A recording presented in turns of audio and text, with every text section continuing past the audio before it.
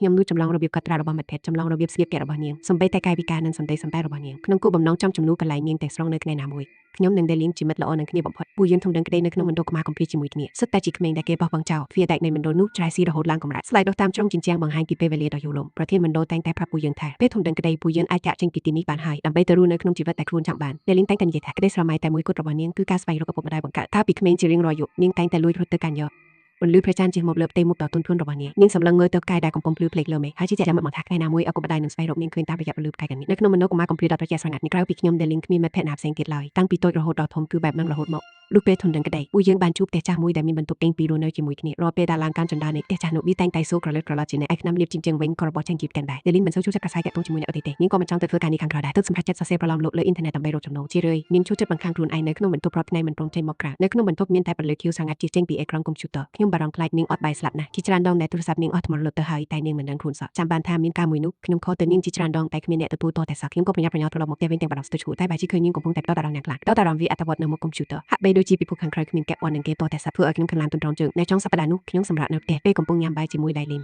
ទឹកមុខរបស់គេបង្ហាញពីការរំភើបដែលកុំមកនឹងឃើញហើយប្រាប់ខ្ញុំថាបានស្គាល់ក្មេងស្រីម្នាក់ឈ្មោះ Sylvie តាមអ៊ីនធឺណិតពួកគេជេរគ្នាត្រូវរយក្នុងណាស់ខ្ញុំក៏សួរដោយចង់ដឹងថាស្គាល់គ្នាយ៉ាងម៉េចខ្សែភ្នែករបស់ Delin ពោពេញដោយភាពទន់ភ្លន់កាលពីមួយខែមុននាងតែងតែមកបញ្ចេញមតិនៅខាងក្រោមប្រឡងលោករបស់ខ្ញុំនាងយកចិត្តខ្ញុំណាស់ទាំងគំនិតនិងការគិតរបស់ខ្ញុំក្រោយមកពួកយើងក៏បានតាក់ទងគ្នាតែងតែជេរគ្នាអំពីសាច់រឿងផ្សេងបន្ទាប់មកក៏កាន់តែស្និទ្ធស្នាលគ្នាបន្តិចម្ដងហើយនាងក៏នៅក្នុងទីក្រុងតែមួយជាមួយពួកយើងដែរនាងបានហៅខ្ញុំទៅឡើងភ្នំនៅសប្តាហ៍ក្រោយខ្ញុំក៏បង្អាប់ថាឯងមិនមែនកំពុងមានស្នេហាទេដឹងតាំងពីតូចដល់ធំមិនដែលឃើញឯងព្រមចេញក្រៅសោះDelinអៀនឡើងអងក្បាលចប់ខ្ញុំគ្រាន់តែចង់ជួបនាងខ្លាំងណាស់ដល់ពេលនឹងឯងអាចទៅជាមួយគ្នាបានទេខ្ញុំបានត្រឹមតែគ្រូវិក្បាលទាំងពណ៌តម្រេះសប្តាហ៍ក្រោយក្រុមហ៊ុនមានគម្រោងធំរាល់ថ្ងៃនេះត្រូវថែម៉ោងរាល់ថ្ងៃថ្ងៃនេះតម្រុំតែបានសម្រាប់មួយថ្ងៃទឹកមុខរបស់Delinស្រាប់តែប្រែជាស្រពន់ភ្លាមកែវភ្នែកខកចិត្តរបស់គេធ្វើឲ្យខ្ញុំរំជួលចិត្តបន្តិចដែរមិនយូរប៉ុន្មានក៏ឈានចូលដល់ថ្ងៃអាទិត្យសប្តាហ៍ក្រោយខណៈពេលដែលខ្ញុំកំពុងគេងលក់ស្រួលក៏សម្លេងDelinរៀបចំខ្លួនចេញក្រៅទាំងស្រស់ពេចស្រស់ពើគេចេញទៅណាត់ជួបឡើងភ្នំជាមួយ Sylvie ហើយខ្ញុំគេងបានបន្តិចទៀតក៏ទៅថែម៉ោងនៅក្រុមហ៊ុនយប់នោះខ្ញុំថែម៉ោងរហូតដល់ម៉ោង11យប់ទើបមកដល់ផ្ទះនៅក្នុងផ្ទះងឹតសូណាឆឹងDelinនៅមិនទាន់ត្រឡប់មកវិញនៅឡើយទេខ្ញុំខកទៅគាត់តែគ្មានអ្នកទទួលតតែសោះខកទៅម្ដងទៀតស្រាប់តែបិទម៉ាស៊ីនបាត់ទៅហើយអារម្មណ៍មិនល្អមួយក៏ស្រាប់តែលេចឡើងក្នុងចិត្តច្រើនថ្ងៃកន្លងផុតទៅDelinនៅតែគ្មានដំណឹងសោះហាក់ដូចជារលីបាត់សូណាឆឹងពីលើលោកគេចាំងខ្ញុំក៏សម្រេចចិត្តដឹងប៉ូលីសបានចុះទៅស៊ើបអង្កេតនៅលើភ្នំតែរកមិនឃើញដំរីអ្វីតតែសោះDelinហាក់ដូចជាមិនដែលធ្លាប់មានវត្តមានលើលោកនេះតតែសោះ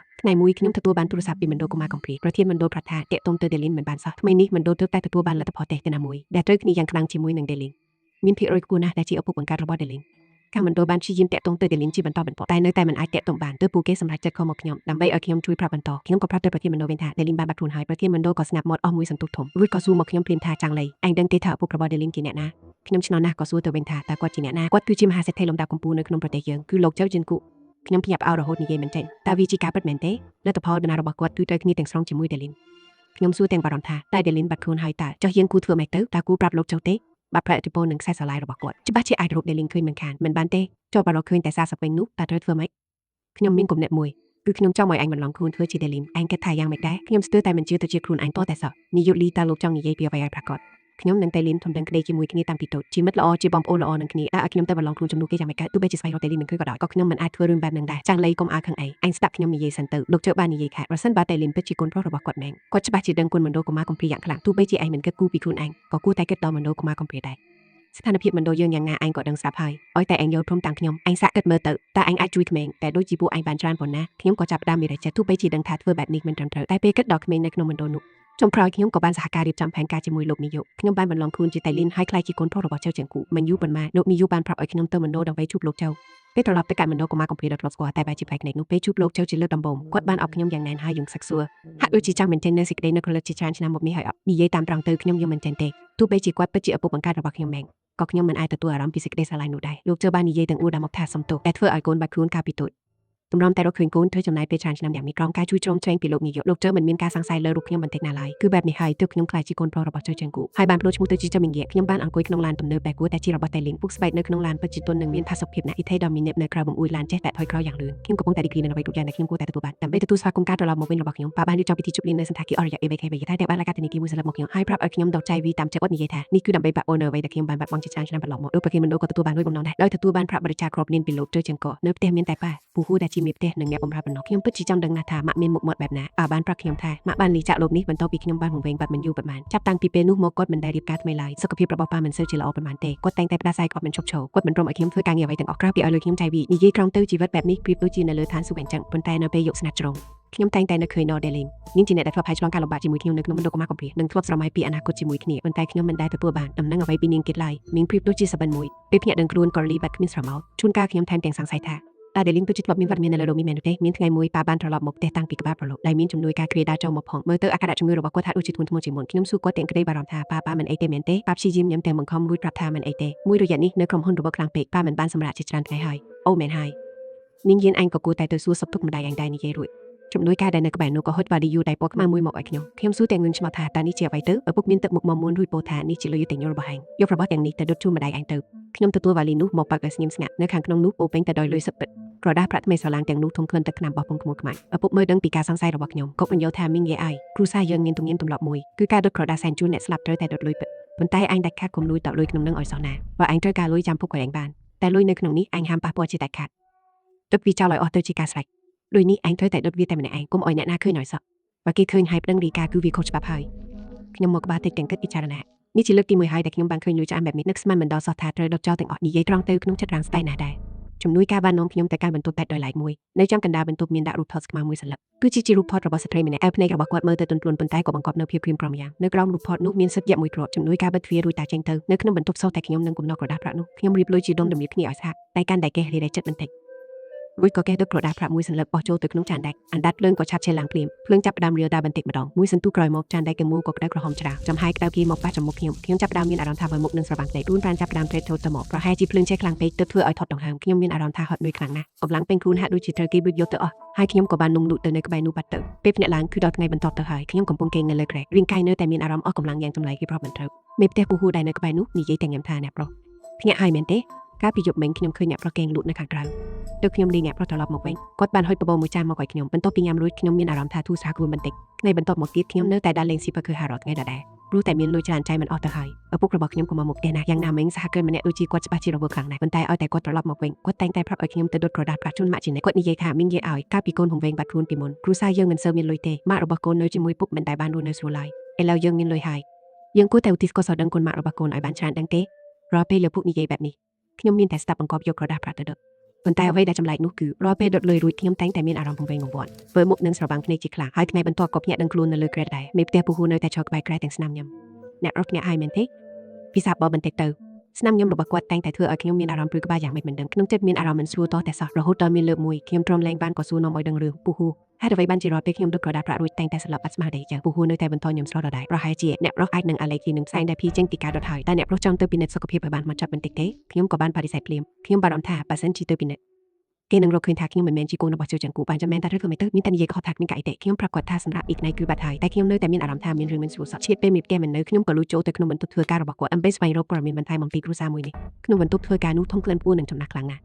ខ្ញុំបានរកឃើញនៅក្នុងថតទៅខាងក្នុងបំផុតនៅឯកសារប្រវត្តិរូបរបស់មេផ្ទះនៅលើនោះមានសរសេរថាមេផ្ទះរូបនេះឈ្មោះចិនប៉ៅហ៊ូកាត់នៅឆ្នាំ1846ខ្ញុំបាក់ភ្នែកធំមិនចង់ជឿនឹងភ្នែកខ្លួនឯងសោះពូហ៊ូកាត់នៅឆ្នាំ1846បើគិតមកដល់ឆ្នាំនេះគាត់មានអាយុ159ឆ្នាំទៅហើយតើវាអាចទៅយ៉ាងម៉េចមើលទៅពូហ៊ូយ៉ាងច្រើនណាស់ក៏អាយុខ្ទង់60ឆ្នាំដែរច្បាស់ជាគេបោះពុំក៏ហើយតែខ្ញុំញ៉ោទ្រើតពេលទុកឯកសារនោះទៅកន្លែងណាវិញភ្លាមនោះខ្ញុំស្រាប់តែមានអារម្មណ៍ត្រជាក់ក្នុងភ្នាក់ពេលងាកក្រោយទៅមើលមិនដឹងជាតាំងពីពេលណាមកទេពូហ៊ូបានមកចូលនៅពីក្រោយក្នុងខ្ញុំបាត់ទៅហើយទឹកមុខរបស់គាត់ឡើងខ្មៅងឹតគួរឲ្យខ្លាចខ្ញុំភ័យធ្វើជាស្ងប់ចិត្តរួចសួរថាពូហ៊ូតើឆ្នាំនេះពូអាយុប៉ុន្មានហើយពូហ៊ូញ៉ាំចំមាត់យ៉ាងគួរឲ្យព្រឺសម្បូរប្រាប់ឯងក៏បានដែរព្រោះយ៉ាងណាក៏ឯងរស់បានមិនយូរទៀតដែរទោះប្រាប់ឯងក៏គ្មានបញ្ហាអីដែរខ្ញុំសួរទាំងភ័យស្វន់ស្លោលោកពីនិយាយថាអីហ្នឹងតាមពិតទៅពូយើងដឹងតាំងពីដំបូងថាឯងមិនមែនជាកូនរបស់លោកជោគទេលោកជើជឿហើយគាត់ជាធ្ងន់ខ្លាំងណាស់មនុស្សដែលជោគជ័យដូចជាគាត់ជាបុគ្គលឆ្នាំម្នាក់ក្នុងសង្គមគាត់បានរួមចំណែកយ៉ាងច្រើនដល់សង្គមជាតិគាត់មិនគួរទៅស្លាប់នោះទេទើបទៅមានអ្នកមកស្លាប់ជំនួសគាត់ហើយឯងជាជំរឿដ៏ល្អបំផុតខ្ញុំឡើងញាក់សាច់ពេញខ្លួនហើយសួរទៅវិញថាចុះមានន័យថាពួកឯងដឹងតាំងពីដំបូងថាកំពុងធ្វើអីដាក់ខ្ញុំមែនទេរាល់ពេលដែលឯងដុតលុយម្ដងស្ថានភាពសុខភាពរបស់ឯងនិងលោកចៅនឹងត្រូវផ្លាស់ប្ដូរគ្នាទៅវិញទៅមកលុយដែលឯងដុតនោះវាមិនមែនជាលុយធម្មតាទេតែវាជាលុយដូរជីវិតដែលលោកចៅប្រគល់ឲ្យឯងដុតកាន់តែច្រើនការផ្លាស់ប្ដូររាងកាយរបស់ពួកឯងក៏កាន់តែសក្តិគ្រប់ដែរពេលនេះឯងខ្លាចជាអ្នកជំងឺដំណាក់កាលចុងក្រោយទៅហើយត្រឡប់ទៅសម្រាប់ឲ្យបានស្រួលខ្លួនពីរបេះថ្ងៃទៅខ្ញុំមានអារម្មណ៍ថាដកដង្ហើមកាន់តែពិបាកទៅស្លាប់តែងឹតមុខជើងហើយក៏ស្លាប់បាត់ទៅពេលដឹងខ្លួនឡើងវិញខ្ញុំក៏ស្ថិតនៅក្នុងមន្ទីរពេទ្យឯកជនរបស់ជើជាងគូទៅហើយតែមិនទាន់ដឹងខ្លួនច្បាស់ខ្ញុំបានឮសំឡេងពូហ៊ូបានលើឡើងពីខាងក្រៅលើកនេះរលូនល្អណាស់បានផ្ទេទៅទាំងអស់ហើយពេលជើជាងគូឃើញខ្ញុំដឹងខ្លួនគាត់ក៏ប្រញាប់ដើរមកជិតទឹកមុខបង្ហាញការបារម្ភបែបគូតត្បុតដឹងខ្លួនហើយគេមិនអីទេត្រូវទេពេលក្រឡេកមើលទៅគាត់តែមានស្មារតីស្រស់ស្រាយហាក់ដូចជាក្មេងជាងមុន10ឆ្នាំអញ្ចឹងខ្ញុំនិយាយទាំងខ្សោយថាលោកមិនបាច់សម្ដែងគេទេពូហ៊ូបានប្រាប់ខ្ញុំអស់ហើយគឺខ្ញុំជាអ្នកបដូរជីវិតជំនួសលោកជើជាងគូបង្ហាញស្នាមញញឹមដ៏អាក្រក់តាមពិតឯងដឹងអស់ហើយតាអញ្ចឹងខ្ញុំក៏មិនបាច់សម្ដែងគេដែរកុំបារម្ភអីខ្ញុំនឹងជួលក្រុមគ្រូពេទ្យដ៏ពូកែបំផុតមកព្យាបាលឲ្យឯង តែរស់ឬស្លាប់វាអាស្រ័យលើប្រេងវាសនារបស់ហាញហើយនិយាយចប់គាត់ក៏បែរខ្នងដាចេញពីបន្ទប់ទៅខ្ញុំបានត្រឹមតែគេងនៅលើក្រែពេទ្យសម្លឹងមើលពីដើមពោះសាប់បោះនៃបន្ទប់អ្នកជំងឺធីបអស់សង្ឃឹមបានមកបកមកលេចលងខ្លួនខ្ញុំក៏នឹកឃើញដល់ដែលលីមពេលនេះខ្ញុំក៏រៀបនឹងធ្លាក់ចូលទៅក្នុងអបេកដ៏គួរឲ្យខ្លាចនេះដែរប្រហែលជានេះជាកម្មវិធីដែលខ្ញុំមកជំនួសកន្លែងគេហើយមើលទៅខ្ញុំក៏បិទភ្នែកចុះយឺតខ្ញុំមានឈ្មោះថាជ័យយ៉ាងគូខ្ញុំធ្លាប់មានគ្រួសារដ៏មានសុភមង្គលមួយខ្ញុំនឹងប្រពន្ធទៅតែរៀបការជាមួយគ្នាមិនបានប្រមាណផងក៏ទទួលបានចំណងដៃស្នេហាដ៏មានន័យគឺកូនប្រុសដ៏គួរឲ្យស្រឡាញ់ម្នាក់ពួកយើងបានដាក់ឈ្មោះឲ្យគេថាជើមីងយៀនកាលនោះគ្រួសារ3នាក់របស់ពួកយើងរស់នៅយ៉ាងសាមញ្ញនិងកក់ក្ដៅបំផុតរាល់ថ្ងៃពោពេញទៅដោយស្នាមញញឹមនិងសម្លេងសើចសប្បាយតែព្រឹត្តិការណ៍ផ្លាស់ប្ដូរវាសនាបានឈានចូលមកដល់ដោយមិនដឹងខ្លួនមានថ្ងៃមួយពេលដែលខ្ញុំកំពុងធ្វើការស្រាប់តែទទួលទូរស័ព្ទពីប្រពន្ធរបស់ខ្ញុំនៅចុងខ្សែមខាងទៀតប្រពន្ធខ្ញុំយំសឹកសួតនិយាយទាំងអារម្មណ៍វិបលាស់ប្រាប់ខ្ញុំថាកូនបាត់ហើយរឿងគឺថាថ្ងៃនេះនាងបាននាំកូនទៅដាប់សាគ្រាន់តែញាតទៅទិញបន្លែមួយផ្លែតលុះងាយក្រោយវិញកូនក៏ស្រាប់តែបាត់ខ្លួនរកមិនឃើញបាត់ទៅហើយខ្ញុំនិងប្រពន្ធក៏ប្រញាប់នឹងប៉ូលីសព្រាមប៉ុន្តែសម័យនោះពួកជួញដូរមនុស្សមានការកើនឡើងខ្លាំងណាស់ឲ្យតែបាត់កូនហើយគឺពិបាករកដូចរៀបវងចូលក្នុងបាត់សមុទ្រទេចឹងចាប់ពីពេលនោះមកជីវិតពួកយើងមានតែដើររកកូនប៉ុណ្ណោះពួកយើងបានដើររកសឹងតែគ្រប់ច្រត់រហូតតែនៅតែគ្មានដំណឹងពីមីងយៀនសោះក្តីសង្ឃឹមត្រូវបានរលាយសាបសូន្យម្ដងហើយម្ដងទៀតពួកយើងកាន់តែអស់សង្ឃឹមទៅមិនយូរប៉ុន្មានប្រពន្ធខ្ញុំក៏ធ្លាក់ខ្លួនជាធ្ងន់មិនដល់កន្លះឆ្នាំផងនាងក៏បានចាក់ចេញពីខ្ញុំទៅរហូតមិនសល់ទុកឲ្យខ្ញុំម្នាក់ឯងបន្តដើរស្វែងរកដំណឹងកូនក្នុងចំណោមមនុស្សរាប់ម៉ឺននាក់នៅក្នុងអំឡុងពេលស្វែងរកកូននោះខ្ញុំបានស្គាល់មនុស្សជាច្រើនដែលមានវាសនាបាត់បង់កូនដូចគ្នាក្នុងចំណោមពួកគេក៏មានអ្នកមានទ្រព្យសម្បត្តិមិនតិចដែរគឺបែបនេះហើយពួកយើងក៏សន្សំចូលទៅក្នុងសង្គមខ្លះខ្ញុំដើររកកូនបណ្ដាចាប់ផ្ដើមអាជីវកម្មបណ្ដានឹកស្មានមិនដល់ថាអាជីវកម្មកាន់តែរីកធំឡើងនៅក្នុងភាពមានអ្នកនោះខ្ញុំក៏បានបោះបង់ការតាមរកកូនជាបណ្ដានឹកស្មានមិនដល់ថាក្រោយមកជាច្រើនឆ្នាំខ្ញុំបានក្លាយជាសហគ្រិនដ៏ឆ្នាំម្នាក់តែព្រះចតាកម្មបែរជាលេងសើចនឹងខ្ញុំយ៉ាងសាហាវខូខើទៅវិញនៅក្នុងចំណុចកំពូលនៃអាជីវកម្មរបស់ខ្ញុំសត្វតែពិនិត្យឃើញថាមានជំងឺកាចសាហាវគ្មានលុបជាបាក់គ្រូពេទ្យប្រាប់ខ្ញុំថាជំងឺរបស់ខ្ញុំឈានដល់ដំណាក់កាលចុងក្រោយហើយអាចក្បួនបានយ៉ាងច្រើនតែ6ខែទៀតប៉ុណ្ណោះខ្ញុំវិលត្រឡប់មកផ្ទះវិញទាំងអស់សង្ឃឹមសម្លឹងមើលរូបថតប្រពន្ធនៅលើជញ្ជាំងទឹកភ្នែកក៏ហូរស្រក់មកមិនឈប់ពេលនោះអ៊ំវ៉ាដែលជាមេផ្ទះបានប្រាប់ខ្ញុំថាជំងឺរបស់ខ្ញុំគាត់មានវិធីព្យាបាលខ្ញុំស្ទើរតែមិនជឿទៅជាខ្លួនឯងសោះអ៊ំវ៉ានិយាយថាគាត់ស្គាល់មិនអាគំនិតម្យ៉ាងតែអាចដោះដូរជីវិតជាមួយអ្នកដទៃបានថែមទាំងប្រាប់ថាតាមពិតគាត់មានអាយុជាង100ឆ្នាំទៅហើយតែអាចរស់មកដល់សប្តាហ៍ថ្ងៃមើលទៅដូចអាយុទៅតែ50ជាងគឺដោយសារតែបានដោះដូរជីវិតជាមួយអ្នកដទៃគឺបែបនេះហើយអ៊ំវ៉ាក៏បានប្រាប់វិធីពិសេសដើម្បីស្វែងរកមនុស្សវ័យក្មេងមួយចំនួនមកឲ្យខ្ញុំរួចហើយឲ្យពួកគេដុតក្រដាសប្រាក់ដែលមានសារធាតុពីរាងកាយរបស់ខ្ញុំនៅក្នុងបន្ទប់ដាច់ដោយឡែកមួយដោយដុតក្រដាសប្រាក់ទាំងនោះឲ្យអស់រួចស្រូបយកក្លិនឆេះនៃក្រដាសប្រាក់នោះធ្វើបែបនេះទើបអាចដោះដូរជីវិតជាមួយខ្ញុំបានក្រោយការដោះដូរលើកដំបូងខ្ញុំមានអារម្មណ៍ថាខ្លួនឯងដូចជាបានកាច់ជាថ្មីអញ្ចឹងតែអ៊ំវ៉ាប្រាប់ខ្ញុំថាការដោះដូរម្ដងឯកសារបានត្រឹមតែ5ឆ្នាំប៉ុណ្ណោះ5ឆ្នាំក្រោយត្រូវស្វែងរករាងកាយថ្មីម្នាក់ទៀតហើយយុវជនដែលបានដោះដូររួចនោះមិនយូរប៉ុន្មានទេនឹងត្រូវស្លាប់ដោយសារជំងឺកាចសាហាវនោះដើម្បីកុំឲ្យមានការសង្ស័យខ្ញុំបានពឹងពាក់ខ្សែស្រឡាយរកឃើញមណ្ឌលកុមារកំព្រាមួយនាយកមណ្ឌលនៅទីនេះបានផ្ដល់អបិស៊ីសំណុកសុប៉ាន់សម្រាប់ផ្ដល់ឲ្យគ្រួសារដែលមិនគ្រប់លក្ខខណ្ឌក្នុងការសុំកូនទៅចិញ្ចឹមទើបខ្ញុំប្រាប់ពីលក្ខខណ្ឌទៅលោកនាយកថាខ្ញុំត្រូវការយុវជនម្នាក់ដែលមានសុខភាពល្អមិនយូរប៉ុន្មានគាត់ក៏បានរៀបចំរបាយការណ៍ណាមកឲ្យខ្ញុំគឺជាយុវជនម្នាក់ឈ្មោះថាដៃលីខ្ញុំបានស៊ើបអង្កេតពីទំនាក់ទំនងសង្គមរបស់គេហើយឃើញថាគេជាមនុស្សសាមញ្ញម្នាក់មនុស្សបែបនេះហើយស័ក្តិសមបំផុតក្នុងការស្លាប់ជំនួសគ្រូសើប្រាប់ខ្ញុំថាការផ្លាស់ប្ដូរលើកនេះជោគជ័យខ្លាំងណាស់ជំងឺដំណាក់កាលចុងក្រោយរបស់ខ្ញុំត្រូវបានទេទៅលើខ្លួនយុវជនម្នាក់នោះស្ទើរតែទាំងអស់ហើយខ្ញុំសប្បាយចិត្តខ្លាំងណាស់ក៏សម្រេចចិត្តប្រើក្រុមគ្រូពេទ្យដ៏ល្អបំផុតដើម្បីព្យាបាលយុវជនម្នាក់នោះដើម្បីបង្ហាញពីការដឹងគុណរបស់ខ្ញុំចំពោះគេថ្ងៃមួយខ្ញុំបានទទួលអ៊ីមែលពិសេសមួយច្បាប់ដែលមានចំណងជើងថាកាដូមួយកញ្ចប់ពេលបើកមើលភ្លាមខ្ញុំក៏ស្រឡាំងកាន់តែម្ដងក្នុងក្បាលសាប់តែលន់នៅសូវមហាក់ដូចជាត្រូវគេយកញូធំមកសំពងtrongក្បា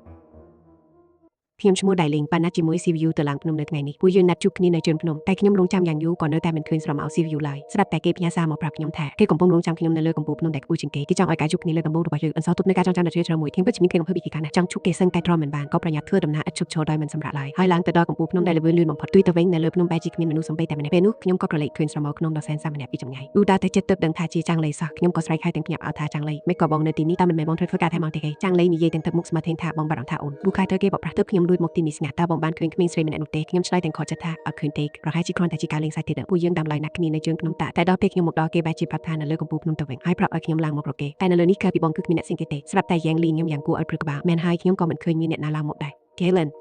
ពិតណាស់ខ្ញុំនឹងហើយគឺជាយ៉ានោះហាហាខ្ញុំបាត់ភ្នែកខ្ញុំទាំងភ័យស្វាងស្លាប់មិនទាន់ទាំងដឹងខ្លួនតាន់ផងគេក៏ឆ្លៀតពេលខ្ញុំមិនប្រយ័ត្នរួចខ្ញុំទម្លាក់ទៅក្នុងជូរតែម្ដងខ្ញុំបានធ្លាក់ទៅបាត់ជូរប្រហែលជាខ្ញុំមិនទាន់ដល់ធៀបខ្ញុំមិនស្លាប់ឡើយប៉ុន្តែរាងកាយតែមួយជាចាប់ខ្លាំងណាស់រហូតដល់ក្តាប់ខ្លួនមួយតតែស្មានយូរប៉ុន្មានខ្ញុំក៏ស្លាប់បាត់ស្វារីទៅសំឡេងល្អមាននោះតែឆ្លងកាត់អ្នកបានជួយខ្ញុំគាត់បានស្ពីខ្ញុំទៅផ្ទះរបស់គាត់ខ្ញុំសម្រាប់នៅផ្ទះលោកតាហ៊ីបនឹងមួយខែទើបអាចតារួចវិញប៉ុន្តែទូរស័ព្ទនិងកាបូបលុយរបស់ខ្ញុំបាត់អស់ហើយគឺលោកតានឹងហើយដែលបានឲ្យលុយខ្ញុំទើបខ្ញុំអាចត្រឡប់ទៅផ្ទះវិញបានពេលត្រឡប់ទៅដល់កន្លែងស្នាក់នៅវិញក៏ស្រាប់តែឃើញមានអ្នកផ្សេងមកនៅជំនួសបាត់ទៅហើយអេឆេលីក៏អត់ស្រមកគ្មានដំណឹងដែរពួកខ្ញុំហាក់ដូចជាមិនដែលធ្លាប់មានវត្តមានលើលោកនេះតតែសក់ដើម្បីស្វែងរកការពិតថាហេតុអ្វីយ៉ាងលីចង់សម្រាប់ខ្ញុំក៏អាចត្រឡប់ទៅមណ្ឌលកម្ពុជាវិញពេលប្រធានមណ្ឌលលោកលេខឃើញខ្ញុំត្រឡប់មកវិញគាត់ប្រាប់អាយ៉ាខ្លាំងហើយសម្លឹងមើលមកខ្ញុំតែមិនគួរឲ្យជឿក្រោយគេបាននិយាយគ្នាជាមួយប្រធានមណ្ឌលលោកខ្ញុំបាននឹងពីការពិតនៃរឿងរ៉ាវទាំងអស់កាលពី2ខែមុនចាងលីទទួលបានទូរស័ព្ទពីមណ្ឌលកុមារកំព្រាប្រធានមណ្ឌលប្រាប់ថាកែតុងខ្ញុំមិន បានថ្មីនេះខាងមណ្ឌលទទួលបានលទ្ធផលតេស្តដណាមួយដែលត្រូវគ្នាយ៉ាងខ្លាំងនឹងដណារបស់ខ្ញុំលទ្ធភាពខ្ពស់គាត់គឺជាឪពុកបង្កើតរបស់ខ្ញុំខាងមណ្ឌលព្យាយាមតាក់ទងមកខ្ញុំជាច្រើនដងតែតាក់ទងមិនចូលតតែសក់ទៅពួកគេសម្រាប់ចិត្តទៅចាងឡេដើម្បីឲ្យគេជួយប្រាប់ខ្ញុំបន្តចាងឡេបានដឹងរឿងរ៉ាវពីប្រធានមណ្ឌលថាឪពុករបស់ខ្ញុំគឺជាសហគ្រិនល្បីឈ្មោះក្នុងស្រុកគឺលោកចៅចាំងគូហេតុនេះទើបគេរៀបចំផែនការដ៏អាក្រក់មួយឆ្លៀតពេលដែលខ្ញុំកំពុងគេងលក់នៅពេលគេលួចយកទូរស័ព្ទខ្ញុំទៅផ្លុកលេខតាក់ទងរបស់បុគ្គលិកមណ្ឌលកុមារកំភៀទាំងអស់ធ្វើឲ្យខាងមណ្ឌលលែងអាចតាក់ទងខ្ញុំបានជាដាច់ខាតបន្ទាប់មកគេចាប់ផ្ដើមរៀនថាតាមសំណេរនិងរបៀបនិយាយរបស់ខ្ញុំរួចប្រើលេខទូរស័ព្ទមួយទៀតតាក់ទងទៅប្រធានមណ្ឌលដោយបន្លំខ្លួនថាជាដៃលីងបន្លហូជាច្រើនឆ្នាំបែបនេះប្រធានមណ្ឌលមិនចាំសំឡេងខ្ញុំនឹងចាំងលេខទៀតទេពួកខ្ញុំតែការ